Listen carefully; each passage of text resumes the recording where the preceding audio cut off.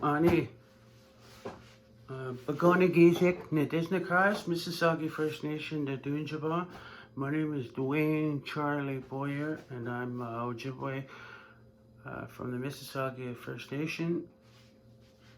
But I moved down to Toronto with my parents at a young age and pretty much lived in the downtown area growing up. My mom's from Garden River First Nation. I have one daughter, and I actually just had a granddaughter this morning. Seen her for the first time this morning.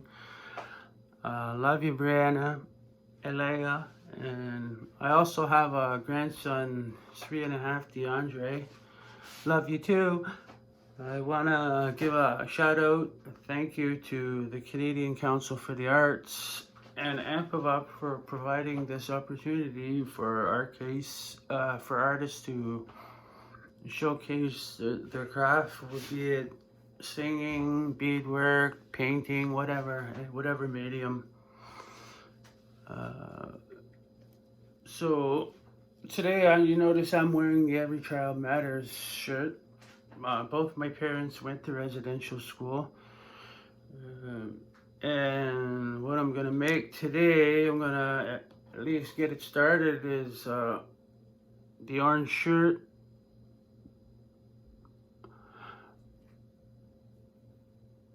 I've made these and turned them into earrings. I sell out on the street, though it's getting kind of cold. The last batch of earrings I had, I just sold a bunch to one of the vendors. They're all brick stitch. Well, to get started, I use Wildfire. It's also known as Fireline. I like it. It's very strong, and it's very thin too, because I use size 11 beads, which are the smallest beads that you can use. And sometimes you have to go through the bead 2 or 3 times, so it makes it kind of tight. And I use collapsible eye needles. I think they're the best. It's just a piece of wire. I usually don't bead onto anything. I just off loom, and if I do make something, like I'm getting into medallions, I'll make it and then attach it to felt to stiffen it up. I was gonna do a medallion today, but it was very intense and very detailed, and probably take me the 45 minutes. I'd probably only get a couple of beads done. So I took about an arm's length of the fire line and threaded it through, and I'm just tying a knot at the end, just based on experience. No knot. I put a bunch on, and it ends up slipping off. It's happened about 100 times to me. So on that design, if you can see, I'm gonna start with the bottom row there. If you could see it, this calls for 4 and then 7 white. We're gonna vary the colors. So to get started, pick up 2 orange. Okay, there's the needle. Just follow it through. Okay, so I'm at the end. It stops with. So you take your needle, and near the end, you go up through both of them. You don't go in the end where it's coming out. It's the other side you always leave a tail for the end. And at the end, we'll end up hiding it. So I'm going through the end there, through both beads, and pulling it through. Use a long length because You don't want to have to tie up too many times. So I got 2 on there. It's the only time you use 2 is the beginning of a row. So let's do my next bead. So to do that, okay, I've threaded my bead. You go through the one bead where the line is coming out, and you go through the hole that's unoccupied, and you just pull it through as tight as you can. Then when you pull it through, you have to go through the other side.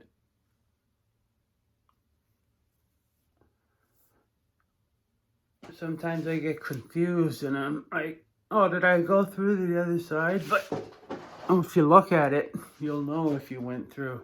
So I got 3, 1 more, and then I'm going to start on the other color. I'm just going to use clear beads and red. I'm doing brick stitch now, but for the longest time I was doing strictly peyote stitch, but it's a good stitch, but you can only do like rectangles or squares, and you can't do the kind of shapes that you do with brick stitch. So I set that.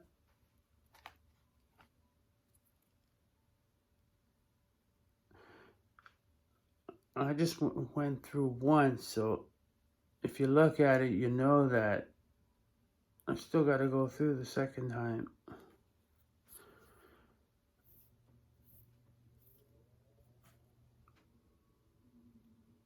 I got 4 set. I'm just going to keep continuing. I'm going to use clear. This pattern calls for, I'm just setting, I'm going to do 7 in a row.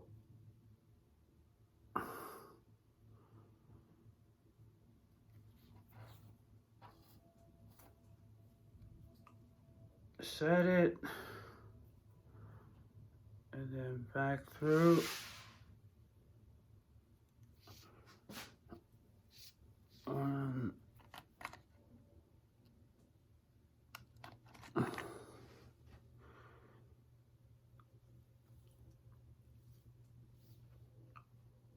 Yeah, and the bottom part, I use actually for this I actually use peyote stitch. When I first started doing beadwork, I just needed something for my mental health to keep me occupied, and I was making moccasins, but after a while, and I was selling them too, but after a while, there was no challenge, like creative challenge in them. I was selling them, and I thought if I could bead them, make them all that much better. So I just online, so pretty much I've taught. It was just I watched a few videos, and then just life's great teachers. Just learn from your mistakes. I got 3 clear, and first time was I made a homemade loom. Didn't know what I just watched the video or whatever online, and wasn't very good, and but I was able to bead. But I was like, how do I get it off with all these wires, like, and I was just impatient, and I ended up finding a way to peyote stitch, and where you didn't have to, you didn't need a loom. You could just do it offline, and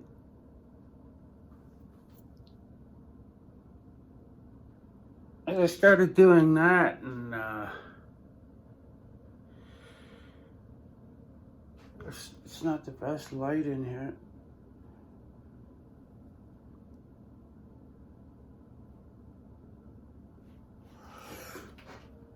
And so I started making stuff, and that was like, just feeling good. It was getting better practice, and but I was like, what do I do with it though?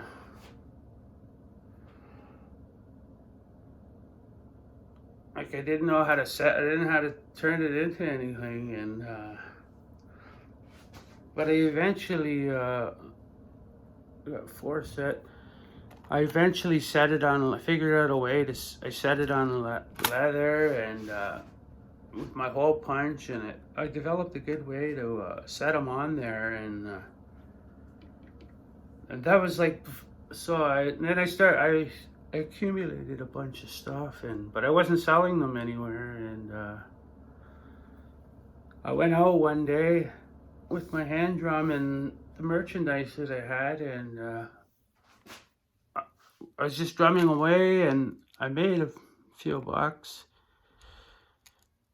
And it just started. It just gave me that I wasn't scared. I wasn't nervous to come out anymore. So, and I just been going out ever since. It just helps me, and it helps make ends meet. But it just helped my mental health, like big time. Like instead of just sitting around, what do I do? And I could always make stuff, and the better, longer you do it, the better you become. 5.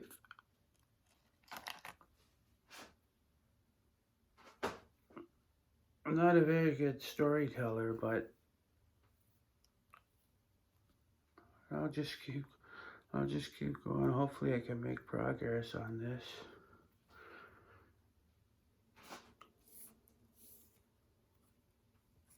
I got 6. As long as you do the technique, and always keep them tight. If you've been doing it longer, you know how you can keep it tight. The see-through is kind of hard to see what the back is, but I just know where it is. So 1 to like set it.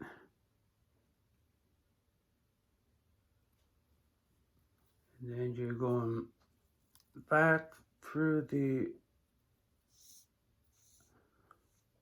knot where it's coming out. So I got 4 and 7. So I got to do another 4 orange.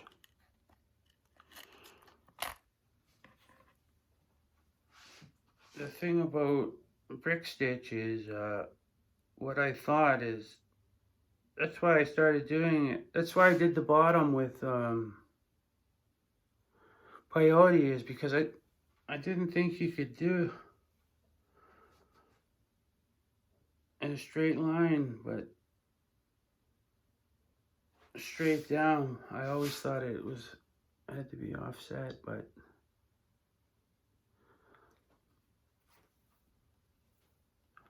it works out good because I made a pair, and in that bulk deal I threw them in, but they came out good. So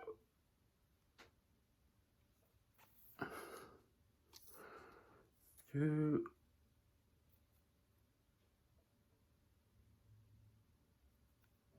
just know, like when you pull that hand tight, after setting it, it just sits, and you can just see where you got to go through it again.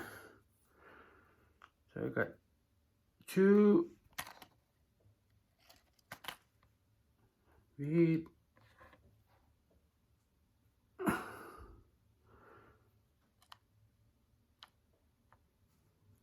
Okay, the line's coming out. You don't go through that side, you go through the other side on all of them. 3. Pull it hand tight, and then you'll notice you can just flip it so it's like laying down. Then you can see where you have to go through.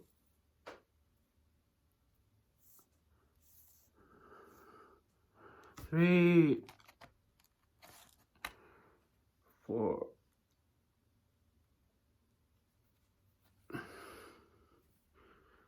After I do 4, with this row, I can either do the arms, or I can go up, and because it's pretty much the longest point, and anytime I always pick out the longest point. So from here, if I'm gonna add on to the arms, which will be 3,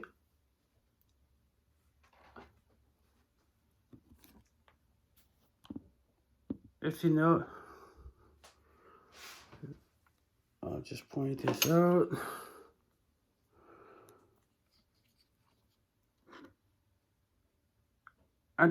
Just on top of there, the top 3 are from the bottom. There's actually 4 rows. So that's where I'm gonna do those.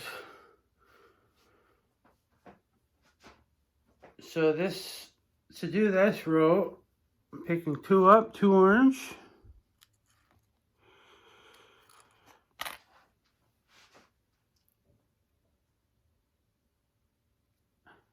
And it's flaring out, so I'm setting, when you pull on it, the bead will be at one side, so I'm gonna use that side. So because I want it to go out, I got the 2 on there. I'm just gonna go in between the first one, and that'll set one of the beads on the outside. So just pull it.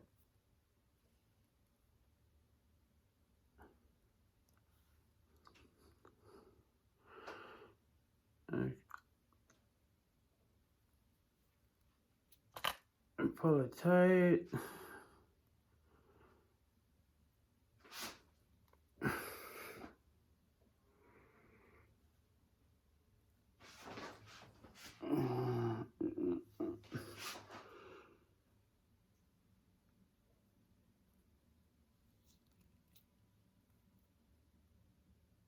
It's set in there good.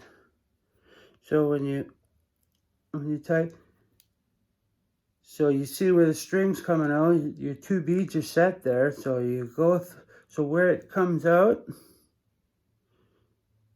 you go in through both. Make sure you get through both.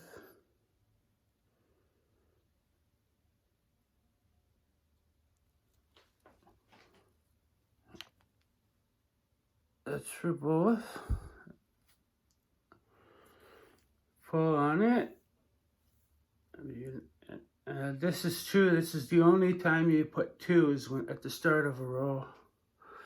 Okay, you got it. You're out at the edge.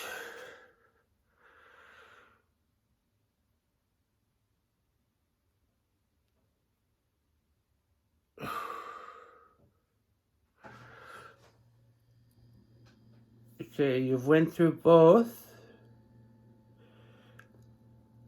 Okay, now you're gonna come up, not through the one where it's the first one. You're coming up through the bottom.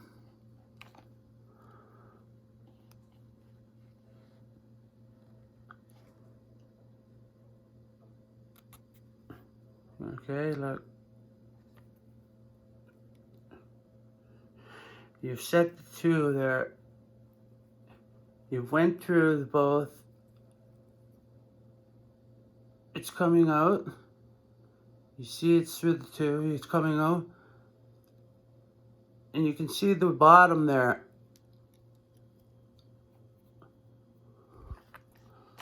I'm coming.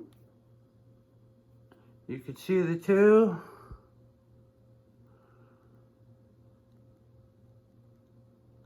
You gotta have good hand-eye. And I'm up through.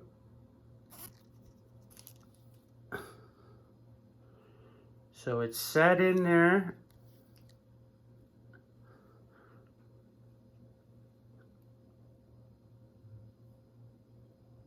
And pull. There. It's set. That row's set. See how it's kind of flaring out a bit. I got two, and it's only the start of a row that gets two, so set my one on there.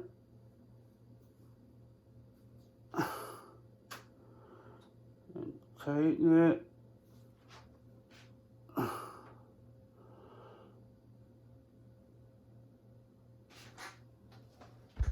So you can see where they sit, and so then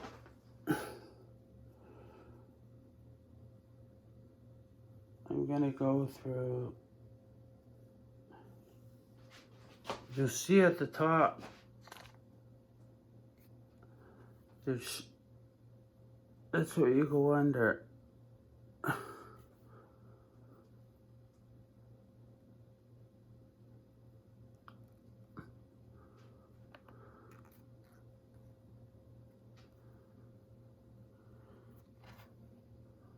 Pull it through.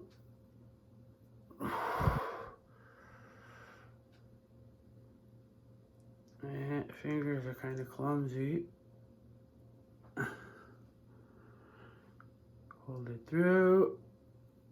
Now, then up through that.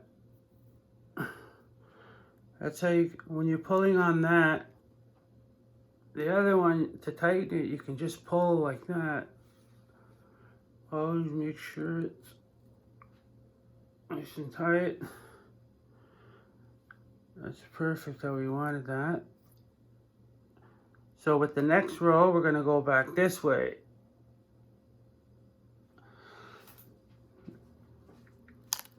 With three more.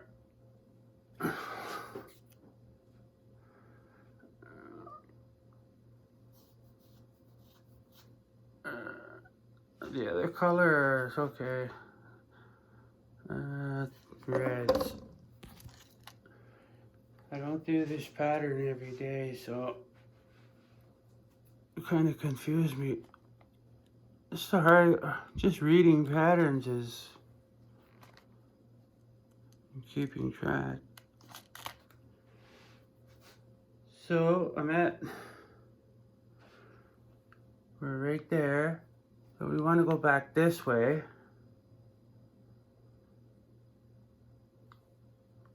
So we got two beads.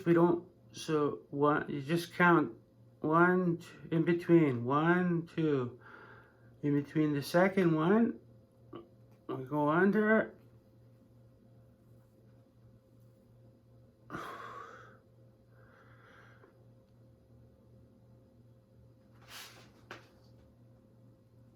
Where it's coming out, go back through both.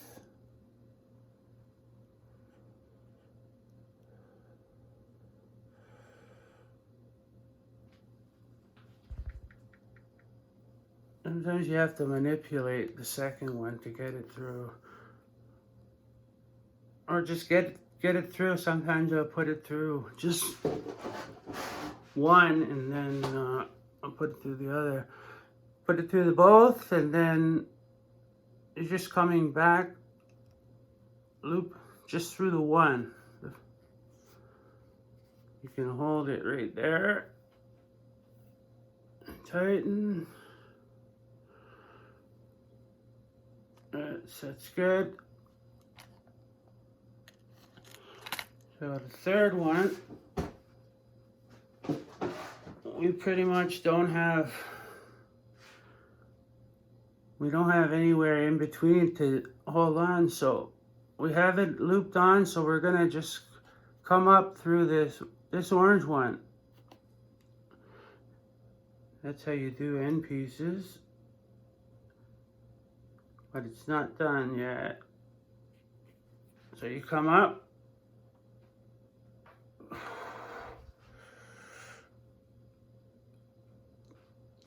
just when you're tightening it, just make sure it doesn't get tangled. And then just pull it down a bit. Nothing too heavy. It'll shift and then come out through that red.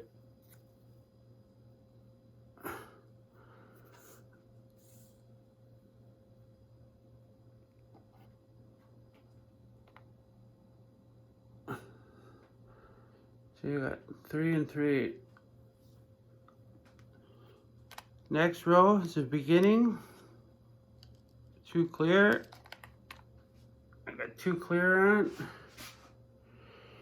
So because I want to flare it out, I got 2 on. Same thing I did the last time. I'm just going to go in between the first one. It's the same thing I did in the other row. Anytime you want to get bigger with the row, you have 2 on and you just go through 1.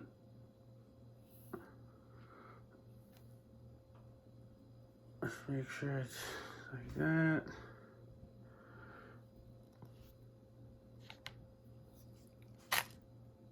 And when you pull on it, sometimes they'll get twisted around and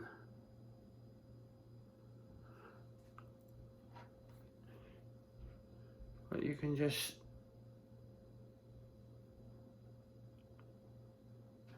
and I'm just going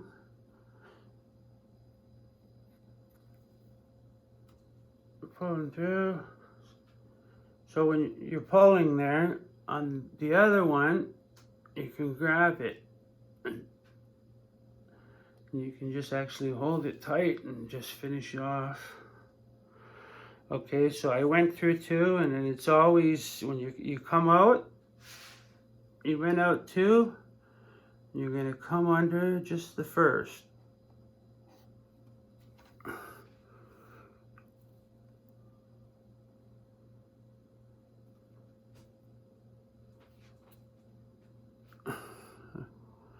I got 2 there. 1 more to finish the row.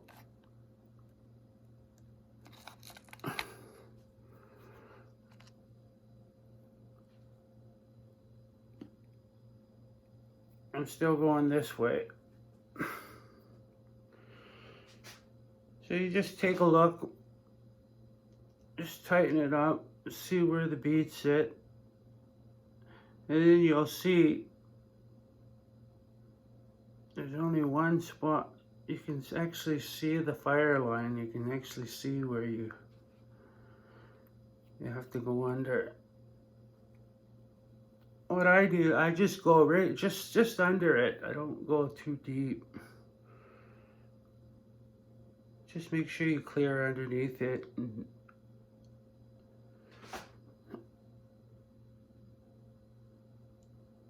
Otherwise the beads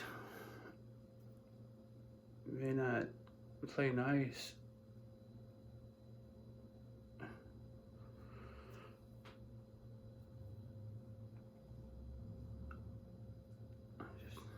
I can just hold it and tighten it.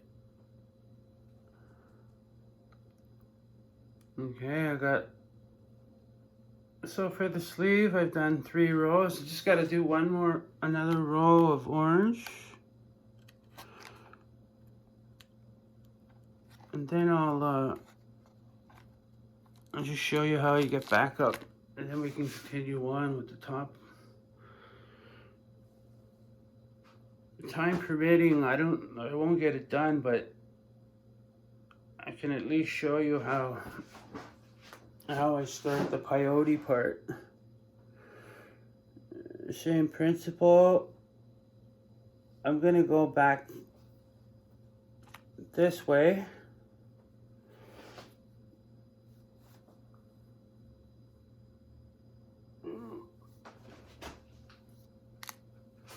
Sometimes I jump the gun and I don't. I just set this bead, but I didn't go back up. I lose track of where I am. If I wouldn't have went back up, I couldn't have done it. Looks 3 more orange.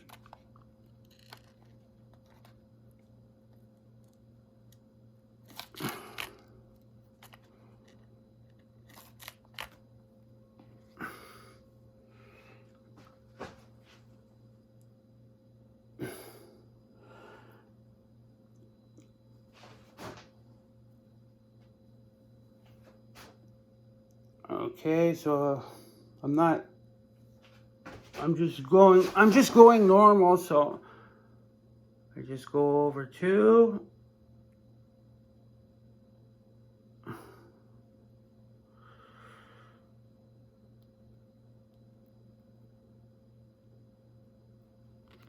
Pull that through.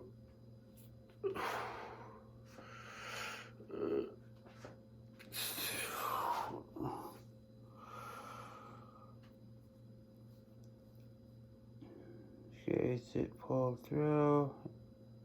It's set on the second. You can still tighten to it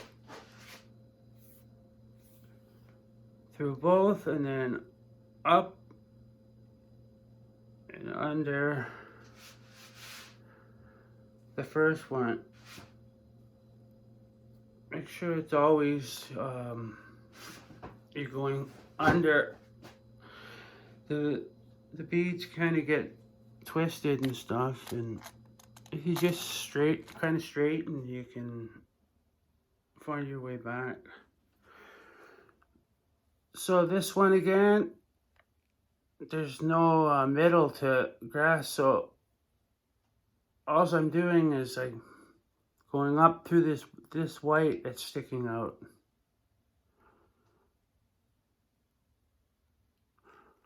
Up through it.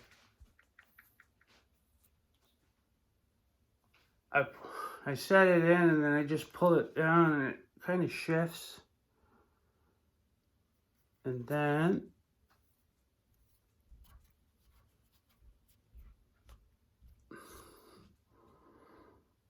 there. That's the arm set. Okay, we want to go back up to where we started, up here. So I'm just going to go up through, right in the end bead, I'm just going to go through the middle.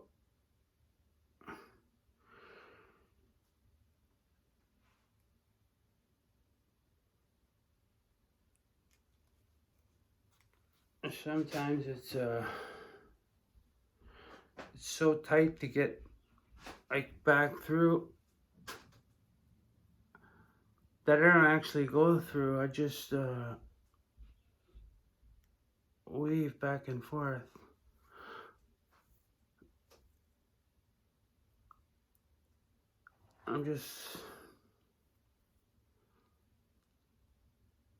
Because they all got lines through it, so you don't have to go through. And you won't see lines.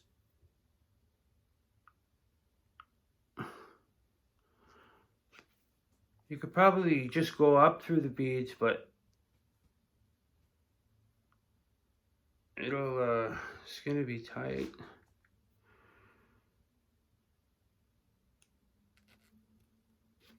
This is good. Just based on experience, though, I just know how to get up to the top.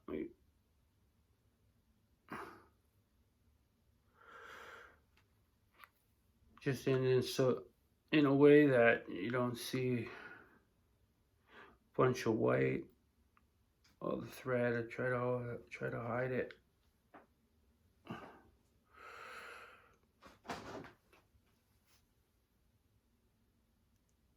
Anytime I tie off, I pick one side and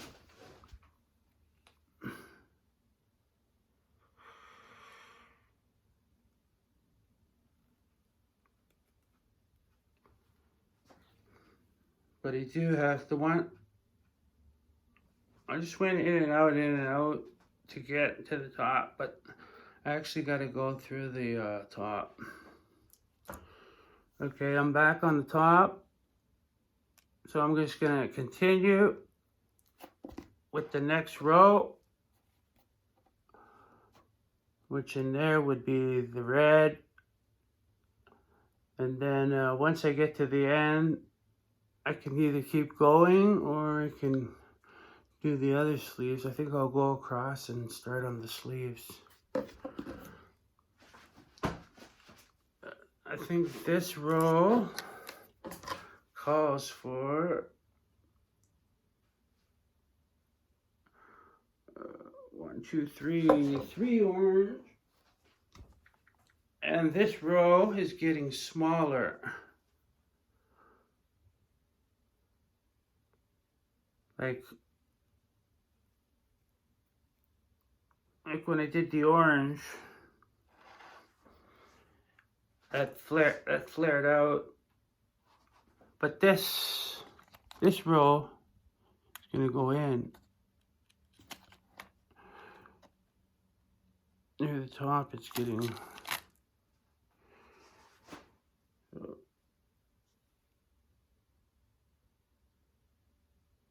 two. So I got 2 on, and I just pick 1, 2.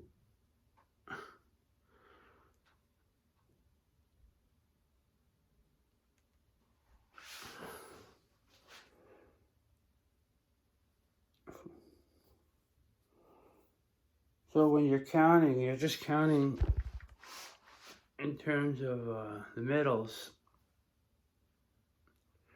like where you can actually go through. So I put 2 in,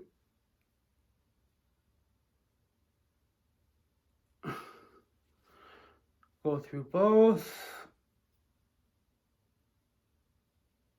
and then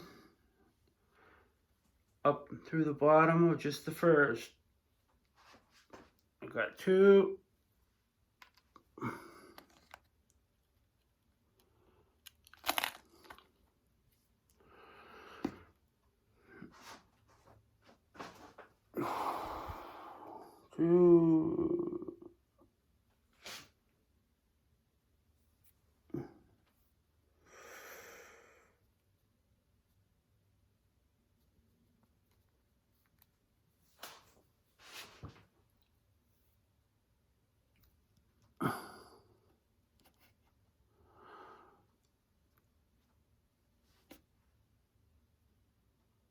See, in between, on the bottom, there's 4 in between the first and the second. That's where I want to get this.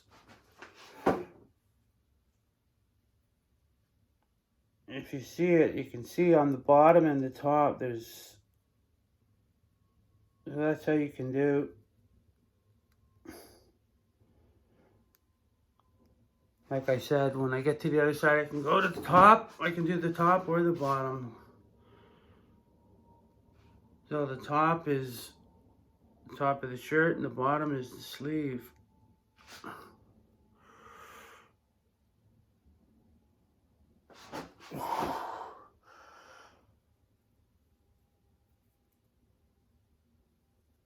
Some are a little easier to sling set.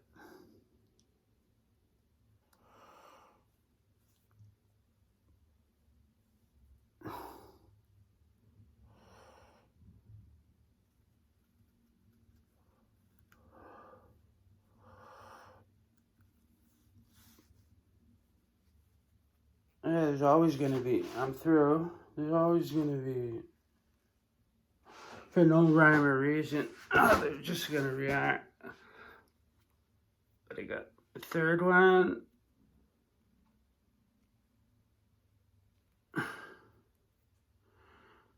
Up through the bottom. Red.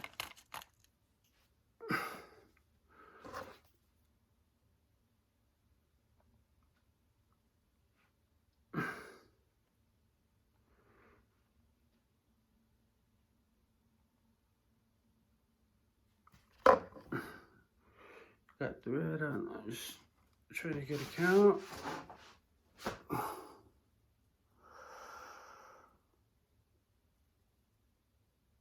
I'm going.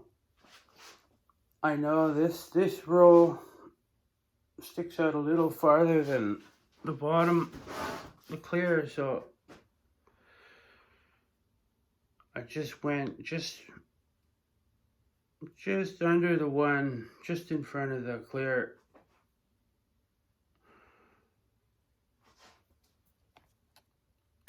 And we're just gonna keep setting all the way just past the last clear.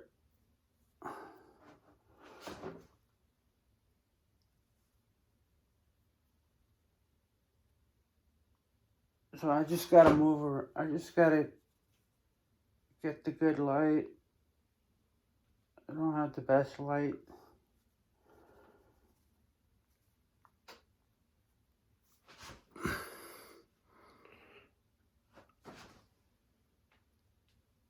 Yeah, where I live, a lot of times in the summer, I just do beadwork outside in between the house.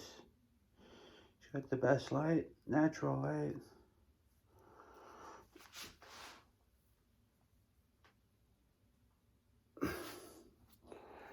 I'm gonna just see if I can make any progress. I'm just gonna, I got 2 set. I'm just gonna go all the way across.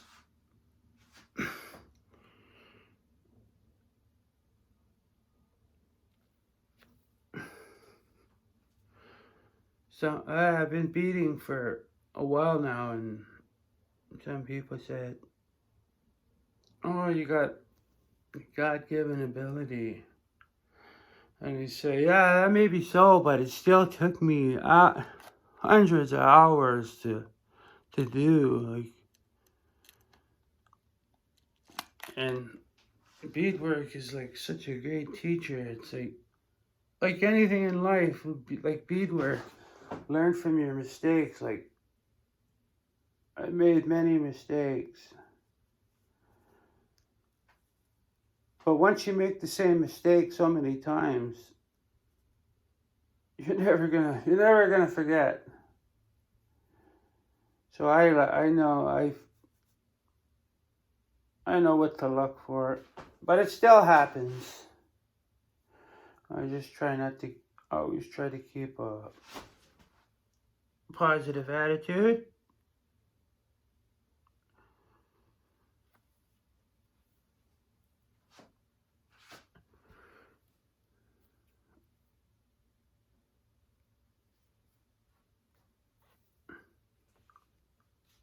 Yeah, doing these the brick stitches, nice. You can do a lot more stuff, but I want to start. I've been doing the beadwork for a while now, so I just got my first commission a couple months ago to do do a medallion, and I ended up finishing it, but I really underestimated how hard it was. I thought I could do it in a few days, and no. But now that's what I want to concentrate on doing big projects.